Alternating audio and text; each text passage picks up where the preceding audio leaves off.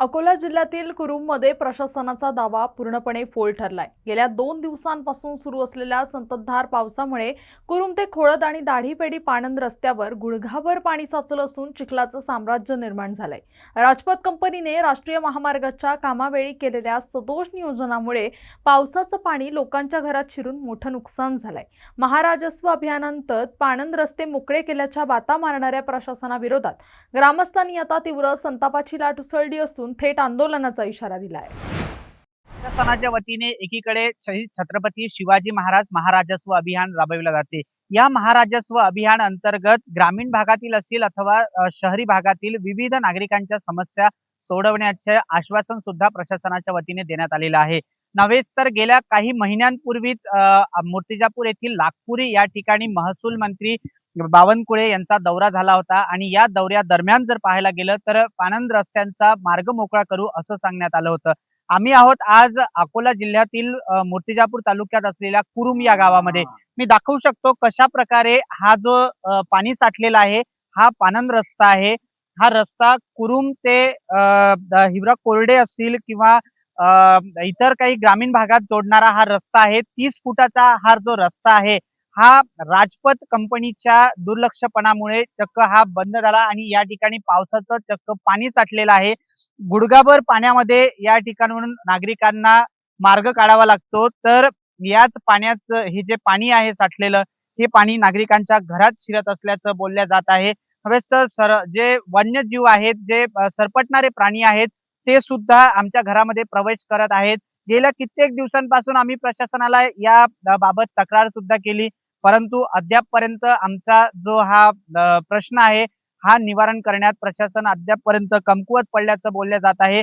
तर दुसरीकडे पाहायला गेलं तर राजपथ कंपनीला सुद्धा वारंवार उन्हाळ्याच्या म्हणजे पावसाळ्याच्या पूर्वी उन्हाळ्यामध्ये या रस्त्या संदर्भात सांगण्यात आलं होतं, परंतु राजपथ कंपनीने सुद्धा दुर्लक्ष केल्यामुळे आज गुडघाभर पाण्यामध्ये विद्यार्थी असतील, नागरिक असतील यांना याच मार्गावरून ये-जा करावं लागत आहे। माझ्यासोबत या परिसरातील काही नागरिक आहेत, त्यांच्यासोबत जाणून घेणार आहोत। नमस्कार, मला सांगा काय आम्हाला आमच्या मुलांना शाळेत जासाठी प्रॉब्लेम आहे। रात्रीच्या वेळेस इथं साप सरपटतात आणि पाणंद रस्ता आहे म्हणतात। पाणंद रस्ता अजून बनला नाही तर आम्हाला न्याय कधी मिळेल? माझं एकच विनंती आहे बावनकुळे साहेबांना की आम्हाला तरच न्याय मिळावा। राजपथ साहेबांना सांगा की त्यांनी आम्हाला रस्ता मोकळा करून द्यावा, पाण्याची व्यवस्था करावी निघण्यासाठी। आणि हे वस्ती आहे आमची आली तर प्रत्येक समाजाचे लोक इथं राहतात, प्रत्येक समाजाला मुलं इथं राहतात। मुलांना शाळेमध्ये जायची काहीच व्यवस्था नाही आहे रस्त्याची। आम्हाला त्वरित न्याय मिळावा। पावसाळ्यापूर्वी काम करायला पाहिजे ते अपूर्ण राहिले, त्याच्यामुळेच आज हे दिवस आम्हाला पाहायला लागत असल्याचं बोललं जात आहे। एक मावशी माझ्या सोबत आहेत, त्यांनी तर चक्क खेकडा सोबत आणलेला आहे। दाखवू शकतो मी कशा प्रकारे। मावशी हे काय कसं काय खेकडा हो या चालला होता तर धरला बाबा डुसरायला होता या सरपत पाण्यात पाण्यातून येऊ राहिली होती तर भरपूर पाणी होतं त्या घरात, त्याला धरलं आणि आणलं इकडे। सर्प पळाले, सर्प हातात धराव काय? निश्चितच रूपाने जर आम्ही ज्यावेळेला ह्या पाण्यातून मार्ग काढतो, आमच्या घरामध्ये सरपटणारे प्राणी येतात किंवा हे असे जे खेकडे आहेत यांचा सामना करत आम्हाला पोचावं लागत असल्याचं बोलल्या जात आहे। शेतकरी आहेत ज्यांची शेती या पाणंद रस्त्याच्या बाजूला आहेत, त्यांच्यासोबत बातचीत करणार आहोत। काय दादा? या पांढरण रस्त्यामुळे आणि हायवेच्या कामामुळे आमच्या शेतात आता 4 वर्ष झाले दरवर्षी पिकाचं अतोनात नुकसान होऊन राहिलं। लावलेला खर्चही निघत नाही।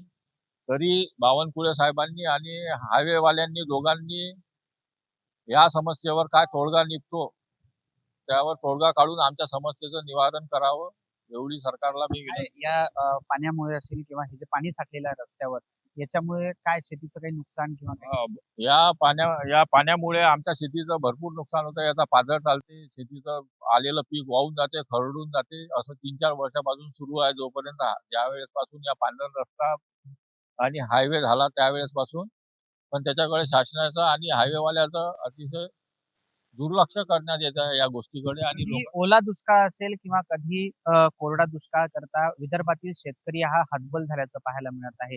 मात्र प्रशासनाचं हे अशा प्रकारचं जे दुर्लक्ष आहे की ज्यामुळे मुबलक तरी आमच्या हातात काहीतरी लागेल ही आशा बाळगून शेतकरी बळीराजा जो आहे तो आपली शेती पिकवतो आणि आपल्या घराचा उदरनिर्वाह करण्याचा प्रयत्न करत असतो, मात्र त्यातही शासन असेल किंवा ही राजपत कंपनी असेल, ही त्याच्यावर पाणी फिरवत असल्याचं पाहायला मिळत आहे. माझ्यासोबत एक विद्यार्थिनी आहे, तिच्यासोबत जाणून घेणार आहोत. काय सांगशील ताई? माझे नाव प्रेरणा. आमची शाळा 3-4 दिवसापासून पळत आहे. माझं 10वीचं वर्ष आहे आणि माझे ट्युशन, माझी शाळा हे 3-4 दिवसापासून पळत आहे. हे मुख्यमंत्र्यांना माझी हेच विनंती आहे की आमच्या रस्त्याची जे व्यवस्था आहे ती मला लवकरात सांग, लवकर कुठल्या शाळेमध्ये शिकते तू? पंचशील विद्यालय करू. मग जाण्या येण्याकरता हाच रस्ता आहे का तुला? हाच रस्ता आहे आणि या रस्त्यामुळे आम्हाला जाण्या येण्याची खूप तकलीफ होते. इतर साप आणि विंचू हे पण निघतात. परत बघितलं की एकंदरीतच छत्रपती शिवाजी महाराज महाराजस्व अभियान अंतर्गत प्रशासनाच्या वतीने म्हणजेच महसूल प्रशासनाच्या वतीने दावा केला जातो की ग्रामीण विभागातील जे रस्ते आहेत ते निवारण करू आणि पावसाळ्यापूर्वी आपण त्याचा मार्ग मोकळा करू असं आश्वासित करण्यात आलं होतं. पावसाळ्यापूर्वी म्हणजेच उन्हाळ्याच्या ऋतूमध्ये अनेक महाराजस्व अभियान संपन्न झाले. ज्या महाराजस्व अभियानाला उपविभागीय अधिकारी असतील, तहसीलदार असतील किंवा आदी विभागाचे अधिकारी सुद्धा या ठिकाणी दाखल झाले होते. त्यांनी आश्वासित केल्यानंतरही आज या परिसरातील नागरिकांवर चक्क पाण्यातून मार्ग काढण्याची वेळ आलेली आहे. आता तरी राजपत कंपनी असेल किंवा प्रशासन जागं होईल का आणि या कुरुमवासियांची मार्ग मोकळा करतील का आणि यांचा प्रश्नाचं निवारण करतील का, हे पाहणं महत्वाचं ठरत आहे. कॅमेरामन श्याम वाळस्कर सह मी प्रतीक कुरेकर, टॉप न्यूज मराठी, कुरुम, अकोला.